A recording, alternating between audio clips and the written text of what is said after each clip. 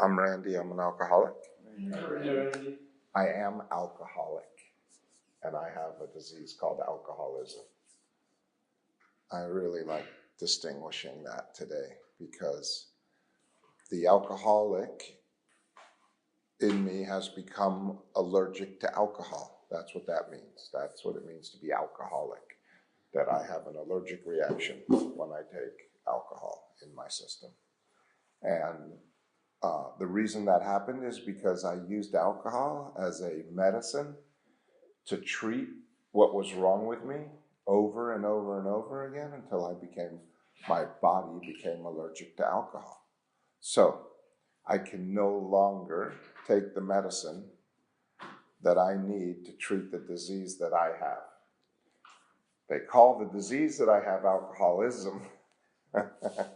So it's a little confusing because it seems like the disease is alcohol because the disease is called alcoholism. But what's wrong with me is an allergy that I got to alcohol coupled with alcoholism, which to me is a mind-powered disease. It's a disease that centers in my mind.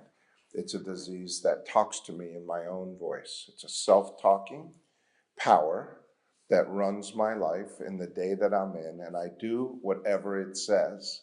And the only reason I do that is because it talks to me in my own voice. And I trust me. I trust me more than anybody else in this room. I trust me. Yes, I'll listen politely to your advice and everything you have to say, but me alone in the light of my own circumstances, I'm the only one who can decide just how I'm going to act and what I'm going to think. And now I'm going to go to my mind, which is where the disease is, to make that decision of how I'm going to act and what I'm going to think about. And that's kind of crazy.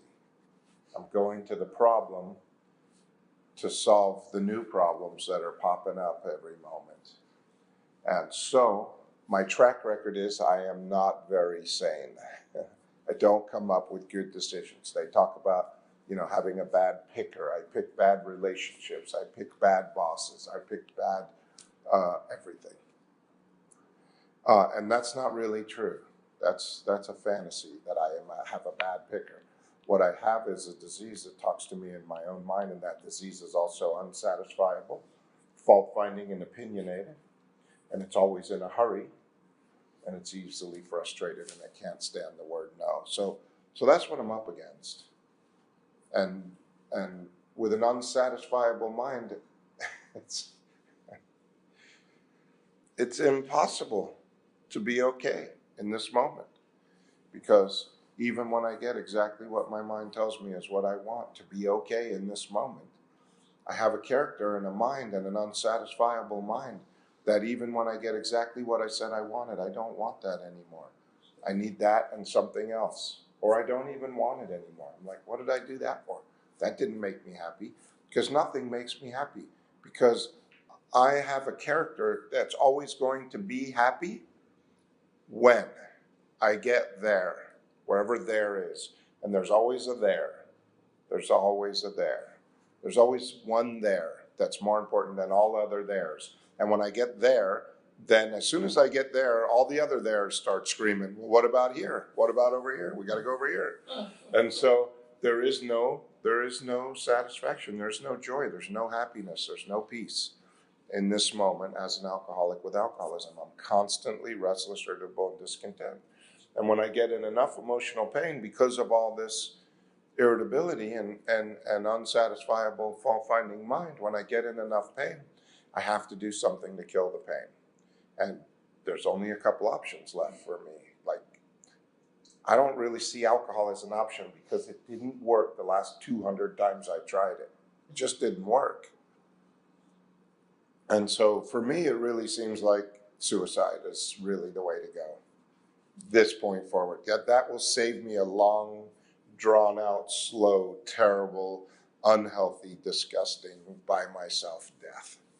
Because that's the other option, alcohol. There are no more good times left for me drinking. I know that. But this is not about not drinking. It's about a way of life. So that's the problem. uh, when I was involved in another group, they really, really hammer and focus on the problem, which is great because I got to know what's wrong with me. Otherwise, I'm coming here for the wrong reason. If I think the problem is alcohol and I come to meetings to just not drink and I feel like the obsession has been removed, then I feel like I've done the steps and all I have to do is go to a meeting every day and sometimes talk to a newcomer when I really don't feel good. It's because I'm not working with others, so I should talk to a newcomer. But that's not my truth. So I have to go back into the steps to treat the disease that I have, and it's not alcohol. I have to go back to treat my mind, and that's what the 12 steps are about. And we just finished reading step 4 in the big book. We're going to start reading it in the 12 and 12. And we're not reading it to learn. It always feels like it because we read something and then we talk about it forever. But it's not about learning. It's about becoming aware of what I need to do in the day that I'm in and then doing it and doing it right now in this room.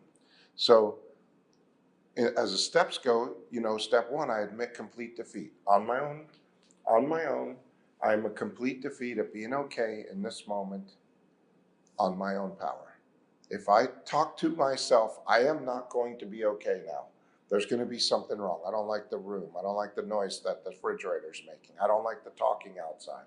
I don't like the chair I'm in. I don't like the people I'm sitting next to. I don't blah, blah, blah, blah, blah. So that's what it's going to be like with my mind. It's just going to be finding fault and unsatisfied with everything.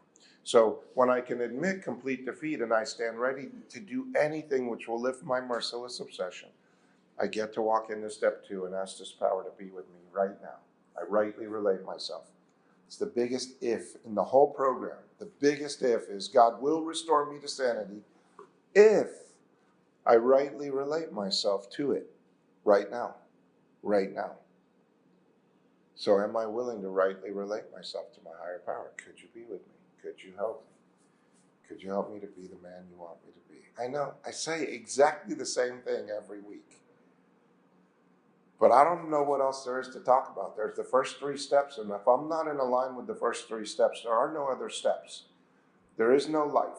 If I'm not coming to believe right now in this moment that there's a power, and that power is greater than me, and that power is the power that's restoring me to sanity right now, by rightly relating myself to that power right now. If I'm not doing that, then I'm rightly relating myself to me, and I'm crazy. I have grave emotional and mental disorders, besides alcohol, besides being alcoholic. And so I'm rightly relating to me, which means I'm going to be in pain. I'm going to have a story. Step 4 is about seeing my story. Who am I? Who am I in this day that I'm in? How do I react when you do something that I resent? When you do something, when you cross me, I have 2 filing cabinets. I have 2 things that I remember, and that's it. And I have complete, total recall. I might have dementia. I might not remember what day it is today, but I know everything that everybody ever did to me that I have to get them back for. I have that file. I know what day it happened. I know exactly what you did. I think I know why you did it. And I know exactly what I need to do to get you back for the rest of your life every time I see you. And that's 1 filing cabinet. And then I have 1 other filing cabinet, and it's everything I ever did nice for you that you owe me for the rest of your life, because I did that thing for you once. Everything I said I'm sorry for in the past, any bad behavior I ever did that I said I'm sorry for, has to be 100% forgiven. And it's done. I wiped those files clean. I said I was sorry. You are never allowed to hold that against me ever again because I said I'm sorry. So in that case, I have completely forgotten about everything that I ever did bad to you because I said I was sorry, for God's sakes. What more can I do? And so that the 4th step is about seeing that. It's about seeing that. That's who I am. and becoming aware of that and seeing the delusions and the lies that I tell myself. That's okay, that because I said I'm sorry, I never have to pay a price for what I did. That's a delusion that I have. That's a lie that I tell myself. And when I get to see all those delusions, which is devastating, it's devastating. It's terrible, but at the same time, it's such a beautiful event because now I can never be the same again. Now, when I act badly, I know I'm acting badly. And I know that I can't justify my bad behavior on the thing that you did 6 years ago that you may not have even done. A lot of my resentments, I think I made them up based on my idea of what was happening at the time. And that's even worse because then I look at all my moronic, crazy, backstabbing, fault-finding, terrible behavior, and it was all based on a lie. What a fool. What a joker. What a waste of life I have had. Not because I'm bad. I seem to have been born this way. I am naturally incapable of grasping and developing a manner of living which demands rigorous self-honesty. I cannot see myself. I'm naturally incapable of doing that. I seem to have been born this way. But that doesn't make it okay to keep going, because now I seem to have been shown that there's another way. And so I have an opportunity. In step 3, I have an opportunity to make a decision. Because I have been rightly relating myself to this power right now, and I have been restored to sanity right now in this moment, in this room, now I can make a decision to turn my thoughts and my actions over to the care of God as I understood them from the moment before where I was rightly relating myself to Him. And that's a program, that's a way of life, that's something I can do to be a new character. It's not a fantasy, it's not a showing up at meetings, it's not a reading. All these things are important. I got to go to meetings because they remind me that if I have true humility and an open mind, I could be restored to sanity by a power if I'm willing to rightly relate myself to Him. So meetings are important. Reading reminds me that there's a power and I'm the wrong power. Going to meetings, sharing with newcomers, doing the steps, all of those things are important. Except for that right now in this moment, this is the most important moment there ever was. So it doesn't matter what I've done up until right now. It doesn't matter how well I know this information. It cannot help me one bit. As a matter of fact, everything I think I know up until this moment is a complete liability if it separates me from coming to believe more right now. That's crazy. That's so backwards to everything we learn in growing up in the world. It's all about more knowledge, more self-knowledge, more intelligence, more willpower, more everything except for more willingness to rightly relate myself to a higher power right now. So we're going to read some stuff. We're going to read in the 12 and 12s, and we're going to talk about it after we read a paragraph or two. So we're done with the big book now? Yeah, were you here last week? We haven't